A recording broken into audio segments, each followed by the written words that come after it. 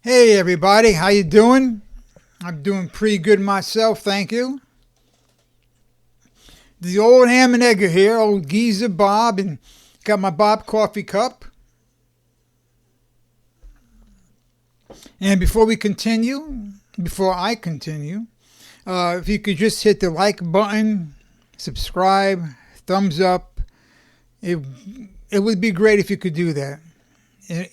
In all seriousness, so if you could just do that, I would appreciate it. Today we're going to try to make it a little bit quicker today. Just get down to the nitty gritty. In journalism school, they teach you who, what, when, where, why, and how. That's the 5 W's: who, what, when, where, why, and we'll forget about the how, okay? So the first who, what, when, where, why is C.J. Abrams.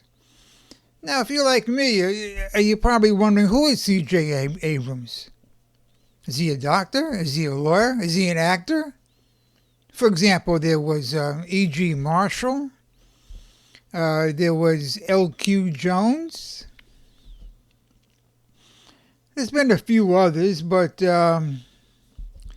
those are the ones that come to mind. No, he's not that. He's a shortstop. He played shortstop for the Washington Nationals. He had a good season up to the All-Star break. He made the All-Star team, hit 15 home runs. Since the All-Star break, he's been sucking eggs, however. He's only hit 5 home runs since then. His batting average has dropped. Yeah, so on, so on, so on, so on. So, why are we talking about him? Well, what happened was a few days ago, in a game before they were going to play the Cubs, they caught C.J. Abrams at a casino playing roulette after hours. The team curfew was 1:30 or whatever, and I don't know what time he was there. And got the security. Oh, there's a beautiful picture of him at the table by the casino's security camera. Man, I tell you, it was a beautiful picture. It must have been in 1080 HD or whatever. You don't get the grainy stuff, you see, from the government-sponsored cameras that they have, right? And you can't see anything. Now, there was CJ at the table, right? Having a good old time. So, the manager of the Nationals, Dave Martinez, said, "This is not correct. You can't be out after curfew. You got a game the next morning, the next afternoon. And goodness gracious, CJ, you can't be at a casino betting." So what happened was they demoted him to the minor leagues, and he's going to end up the season, the last remaining 9 or 10 games, at the rookie league. And he's going to be working out and learning how to use common sense, I hope. And I thought at first, hey, this is pretty good. It's pretty good a manager is taking a firm stand against these guys who don't hustle. Or against these guys who stand at home plate, watching their home runs, right? Only to see it fall short of the fence. And then they gotta hustle like the Dickens to get to second, if they get to second. And I always thought how nice it would be if the first baseman, right? And he notices the guy who's not hustling towards first. He's not even jogging to first base, right? He's still got his bat in his hand. And how often do you see that? If he sees him with his bat in his hand, trotting, nice leisurely trot, and the ball comes to him, he drops the ball, right? Then he has a little trouble in quotation marks, in picking up the ball, and then the player starts to hustle to first base. Then he picks it up and steps on first. A little practical joke there, right? Anyway, so he sent him to the minors, and as I mentioned, at first blush, it looks pretty good. Then, I thought of a couple things. And if you're not a cynic, or somewhat cynical, regardless of your age, then you gotta start paying attention. What would have happened if the Nationals still had a shot at the wild card spot? Which they don't. They're 17 and a half behind. With Martinez, Stewart sent him down. Or would he have followed the old Aaron Boone way of disciplining players? Gleyber Torres, it's the fourth time this year you haven't hustled to first base. I got to do it. I got to suspend you for one game. I know it might be harsh, but no, you can't. You can't not hustle 5 times and not get penalized. But that's another topic. I'm just glad Yankee Boy's not here to hear that. Another topic, too, is what about the optics? Does the Major League Baseball and who is it? Manfred, does he want to see these guys at casinos betting? All right, he was at the roulette table, as far as we know. How do we know he wasn't? He didn't go up to the counter there and put some bets on a game. You don't know. Now, bad optics and the fact that the Nationals don't have a shot at making the playoffs and made Martinez's job a little bit easier. And while we're talking about betting, it's time to put Pete Rose in the Hall of Fame. Never thought I'd say that, but I've been on the Pete Rose Hall of Fame bandwagon for a while now, and why not? Enough of this hypocrisy by Major League Baseball and the Hall of Fame. Put him in the Hall of Fame. Again, I did mention one thing now. It's Major League Baseball has got nothing to do with the museum. The museum makes its own rules. So if they're not going to put in guys because of steroid use, then okay, I can see where they're coming from. But for Major League Baseball, if Major League Baseball comes down on Pete Rose, they've got no leg to stand on. No leg to stand on. Not when you had the umpires a couple of years ago wearing advertisements for this betting site. Nah, betting in baseball. Gee whiz, you take away betting from today's sports. Who's going to watch it? Who's going to watch it? Okay, second point. This happened a few days ago, and I'm perplexed by this. The Muslim mayor of Hamtramck, Michigan, came out to support President Trump. Now, Hamtramck is a small city outside of Detroit. For decades, it was Polish immigrants, of the major ethnic group were Poles. At one time, 75% of the city was comprised of Poles. Things change, people moving out, people moving in, right? And the city council is all Muslim as well. And we all know about President Trump's stand on Israel. He's strongly pro-Israel. He's against Hamas. He hates Hamas, which is good. So what was the deal? What is it that had this mayor support Trump? And it seems that he had been reaching out to Trump prior to this. So why is he reaching out to him?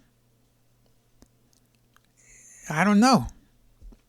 I haven't read of any feedback from the mayor's constituents. They're not complaining about it. The town is mostly made of Yemenis, I think, or Yemenis. They're from Yemen, and people from Bangladesh. So they're not from Iran, Iraq, Palestine, and so on. So they might not be as fervently anti-Semitic as these other countries are. But trust me, though, they're anti-Israel, right? Okay. Could this be a case of Muslim Americans finally assimilating into our culture? Yes, I said finally assimilating. We'll know for sure when they build a synagogue there, right? If indeed they ever do. But that's a whole new different subject. I want to get there. What could this be a case? And they got to watch out for this now, of having the camel put its nose under the tent. Yeah, what they say, once the camel's nose is under the tent, before you know it, the whole camel is in the tent. So I'm going to follow this and see what happens. And it's not so much that Trump might get the Muslim vote. If he can get a vast majority of Muslims not to vote for Harris, not to vote Democrat, and in the meantime, maybe they don't even vote at all. And that would help the Republican senatorial candidate. Interesting games going on here in the world of politics. I tell you, a lot of things happening. Okay, and I think that's about. Oh yeah, before the third thing though, I've been looking at some early online, some early odds on the website. Alabama 2.5-point underdogs to Georgia at Tuscaloosa. So if I was to go to the site and put down a few bucks, I'd buy the 1.5, and I got Alabama +4. Sounds pretty good. Not saying I'm going to do it, but sounds good. Another team that interests me is Penn State giving up 19.5 to the Fighting Illini. I saw them play against Nebraska. They're not half bad at all. They're undefeated. I'm not sold on Penn State. They did cover last week. The point spread was 48.5. And they beat Kent State. Poor Kent State. Anyway, they beat poor Kent State by 49. Illinois were 8-point underdogs to Nebraska. Not only did they cover, but they won. So that's a game I'm beginning to like. I'm beginning to like the Fighting Illini plus 19.5. Another game, Ohio State 21 over Michigan State. You might think, 21 points to Michigan State at East Lansing. I say no. I put Michigan State in the same boat as Purdue, Louisville, and Houston. I don't want to lose anything picking those teams.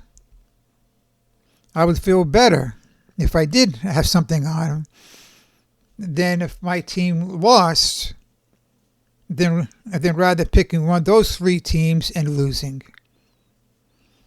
If, for example, I pick Ohio State and I'm giving Michigan State 21 and they don't cover, I say, that's how it is, right? That's part of football, c'est la vie, right? What happens if I pick Michigan State to cover and they don't?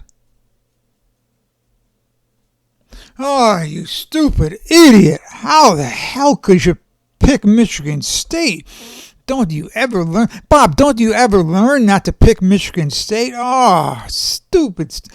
No, see, I don't want to put myself through that. I don't want to put my fingers on my head, shake my head in disbelief, and call myself names. And those are interesting. A lot of interesting games. And then you got to listen to this. You got Texas 38.5 over Mississippi State. That tells you how far Mississippi State has fallen. To have a Southeast Conference team not named Vanderbilt, 38.5-point underdogs to another Southeast Conference team. Poor Mississippi State. Put away them cowbells. Right? Yeah, for those who don't know, at the Mississippi State home games, they bring cowbells. And they hit the cowbells every time something happens. For example, if they win the coin toss, cowbell time, right? Okay. Anyway, that's it for now. I might have forgotten something, but that's okay. Again, before you leave, and if you could hit one of those buttons, hit like, subscribe, all three of them, that would be fantastic. I would like that a lot. And in the meantime, I hope you enjoyed this. I know I did. And I'll catch you later.